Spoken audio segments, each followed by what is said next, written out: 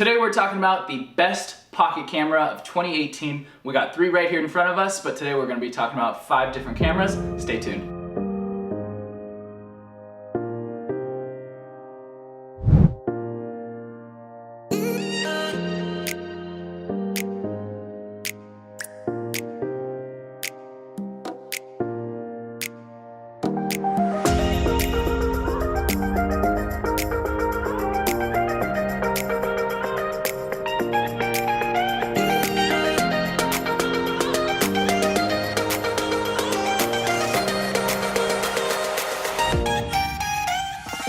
Pocket cameras back in the day used to be these tiny little cameras that really weren't that great quality, and they were just a cheap little thing you can put in your pocket, take on the go, and get some shots when you need them. But nowadays, with companies like Sony and Canon putting out these awesome cameras like the RX100s, the G7Xs, and all those other cameras out there, they are definitely something that you should consider as a videographer and a photographer. Today's video almost seems like a BuzzFeed Worth It episode, because today we got cameras that are $1,200, we got cameras that are about $800, we even have cameras that are all the way down to about $300, $400, and these are all pocket cameras. And when I say pocket cameras, they are ones that should be able to fit in your pockets even if you wear skinny jeans. So today we're taking a look at the brand new RX100 Mark VI that just came out, retail value of about $1,200. That's insane for a pocket camera, and we'll try to figure out who this pocket camera is for.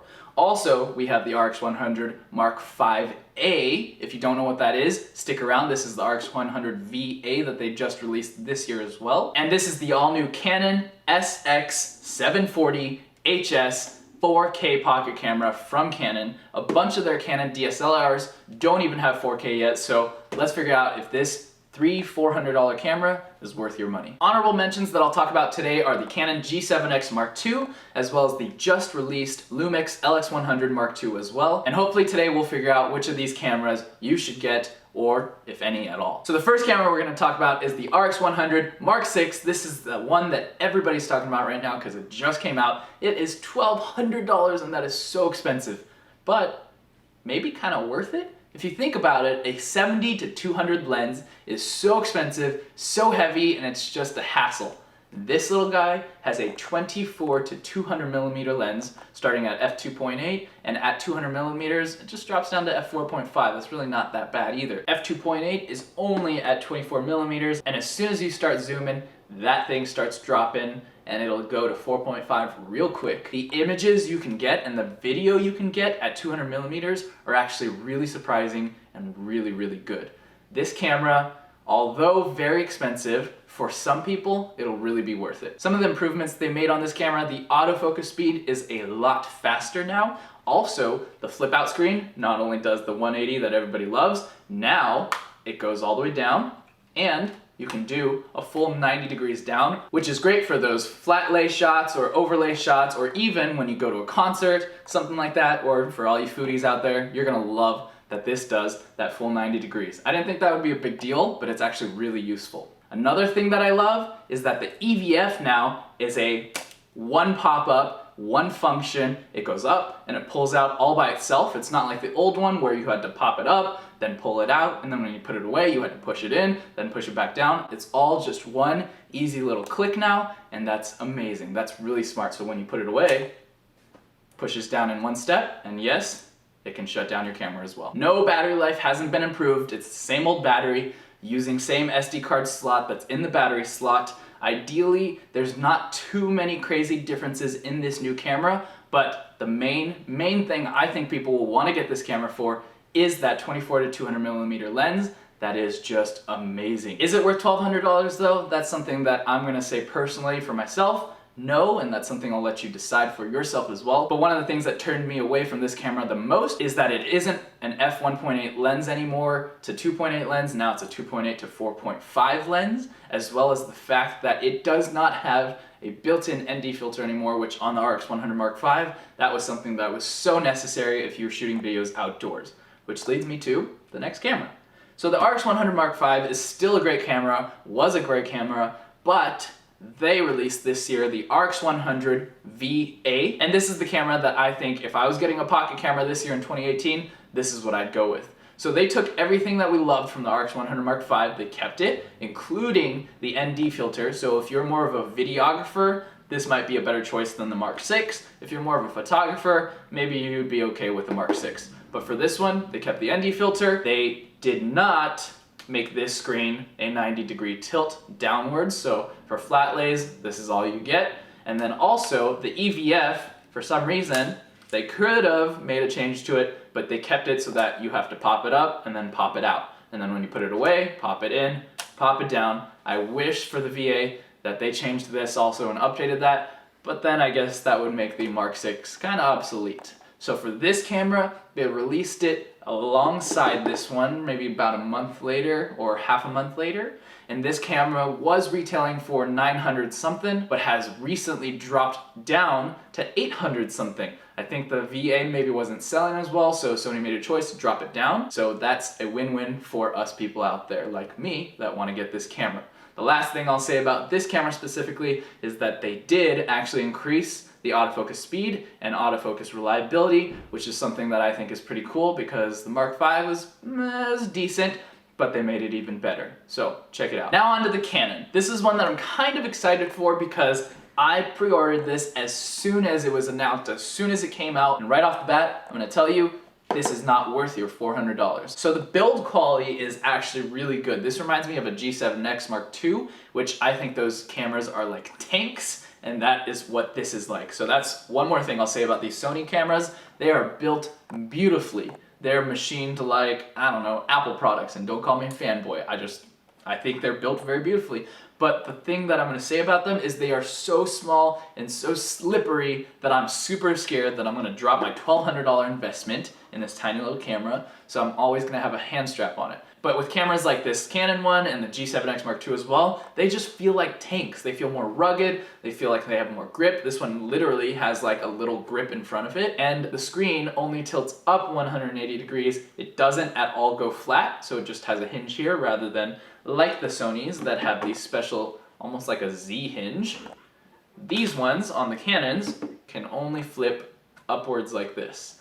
But what I will say about that is that it feels so much more robust and just solid. I don't feel like I'm gonna break this screen, whereas that one, I feel like I might accidentally snap that screen off. So I do kind of like that about this. But I'm gonna tell you now, this Canon camera has terrible image quality. And yes, I will say it does shoot 4K in 30 frames a second, but it doesn't compare to the two RX100s. It doesn't compare to that image quality and even just the noise. Oh my goodness, with the same lighting, I have zero noise on these two cameras right here, and this one is grainy as heck. Footage that I wouldn't want to put on YouTube, I wouldn't want to use on my channel. So I'm gonna tell you now, in my personal opinion, this camera is not worth it if you're looking for a 4K pocket camera. But I will say, build quality for a $400 camera, very good. Grip, very nice. They have a dedicated recording button on top, not on the sides. And you know what? For some of you out there, this might be the camera for you, but personally, in my opinion, not the pocket camera of choice in 2018. On that note, I'll say, in my personal opinion, in 2018, almost going into 2019, I don't think anyone out there, whether you are a professional, prosumer, consumer, or even just an average Joe below a consumer, I don't think anybody should be buying a camera that doesn't shoot in 4K, and I know there's tons of people out there that'll say 4K is not even necessary, it's not even mainstream yet, but I'm telling you now, in my personal opinion, I don't think you should be getting a camera that doesn't shoot 4K currently in 2018, as well as the fact that if you're getting a pocket camera, most likely you're probably going to be vlogging if you're one of these people watching my video right now, and you're going to want a camera that has a 180 degree flip out screen at least. Which brings me to my next point. The next camera I want to talk about is the new, just announced Lumix LX100 Mark II. This camera looks pretty awesome, but ideally I personally don't even want to consider it because it is a little bit larger, a little bit chunkier than these cameras right here, and in my opinion, I don't think that's the best pocketable camera for 2018, and also the screen does not do this. And so in my opinion, for someone who wants to get like a nice pocket-sized vlogging rig, that's something that I wouldn't consider. But I'm not saying that that is not a great camera, because from all the reviews I've been watching from the different YouTubers out there, it looks pretty awesome. The last camera I want to compare all these to is the Canon G7X Mark II.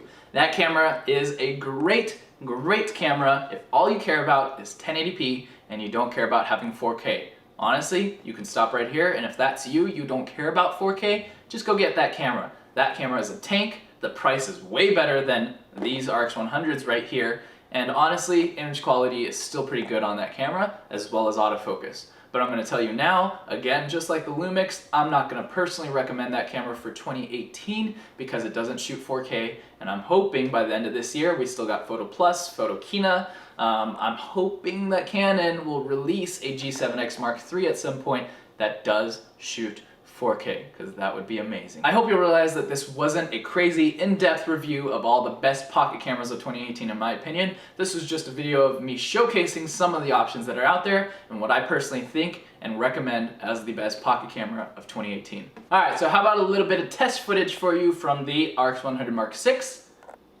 Starting now. So this is a little bit of vlog footage for you from the RX 100 Mark VI. I think it looks pretty crisp and pretty clear as well. This is shooting in 4K 24. That's my current camera setup that I'm using today. And that's my friend Ted. He's helping me film. You can go follow him at ted.venture. He posts tons of awesome cool photos. And like I said, this is the RX 100 Mark VI. I think it looks pretty good in my opinion. This is my sneak peek of my living room setup currently. And yes, I filmed an empty apartment tour, so if you haven't watched that yet, make sure to go watch that because the full apartment tour is coming real soon. Something funny I'll mention right now, actually, I filmed that whole sequence and I was staring at myself on the flip-up screen, which is something I think is awesome that these cameras have, but something you gotta be so careful about, not looking at yourself in the flip-up screen, because that can be super annoying as a watcher, a viewer. So right now I'm staring right at you guys, and this is what it looks like when I look at the flip-up screen. Slight difference, but a difference nonetheless. So this is currently at 24 millimeters on the RX 100 Mark VI. Let's show you my friend Ted, and go ahead and zoom in on him so you can see what it looks like at 200 millimeters. And this is all recording live, and you can see how kind of gradual and nice that zoom quality is. And you'll see the picture getting a little darker too, because we're currently now at f4.5, and that's at 200 millimeters. This is all handheld. Let me zoom out. You'll see the image getting brighter on its own, because as you zoom out, it goes to 4.0. Now it is going to f3.5, f3.2, f2.8 at 24 millimeters. Quick sneak peek of my apartment. My guinea pig cage right there. I got 2 guinea pigs if you didn't know. The Aputure, oh my gosh, those lights are amazing. I'll make sure to link those below. Shout out to Aputure, I've been testing those out. I will most likely be posting a video soon. Camera setup, my wife's secretary desk, my Vizio 4K TV, which I'm hoping to get a larger one soon if any company wants to hit me up. And here's me. Okay, so what you're seeing right now is the Sony RX 100 Mark V-A or VA. This is straight out of camera. Everything's auto right now, shooting in 4K 24p. And hopefully you can see what the image quality is like. This is shooting at f1.8 right now, recording at 24 millimeters. And this is my buddy Ted. Again, he's helping me film. That's my current camera rig on the 1DX Mark II. I think I have a 24-70 lens on there, f2.8 L lens, and the Rode VideoMic Pro Plus, I believe, that's on there with a dead cat. And right now, I'm gonna go ahead and zoom in and show you. Again, this is at 24 millimeters right now. Let's zoom in. Here's f2.0, 2.2, 2.5, 2.8. So you'll see it goes all the way to 2.8 real quick. And that's all the way zoomed in at 70 millimeters right now. So again, this is a 24-70 lens. Okay, so this is the 4K quality all the way zoomed out. This doesn't even look like 24 millimeters to me. It has a 40 times optical zoom and it starts at 24 millimeters, but it kind of looks cropped into me in this 4K mode, so take it and figure it out. This is my sample footage for you. In my opinion, it doesn't look as good, but again, this is just my opinion. Again, here's my living room area. Those are my guinea pigs. There's the Aputure light. There's my friend Ted. Here's my Vizio TV and my living room. Also, if I forgot to mention, this thing, like I said, is only $400, and you can see it looks not as good as the other ones, and it also does not include a pop-up EVF viewfinder. So if you really want one of those, go with the Sonys. This has been a quick, not review video, but a suggestion sort of video telling you about the best pocket cameras of 2018, in my personal opinion, and some of the ones out there that I don't even have right here in front of us that I maybe recommend or don't recommend. Hopefully you enjoyed this video. If you liked it, make sure to give it a thumbs up. Don't forget to hit that subscribe button below because, as you know, we're back. Comment below what other videos you want to see, and I'm telling you now, we just hit 40,000 subscribers, so there is a giveaway coming, I believe, in the next video or maybe even the one after that. Thank you so much for watching. My name is Jerry Land with Nova Tech, and to the next one and beyond.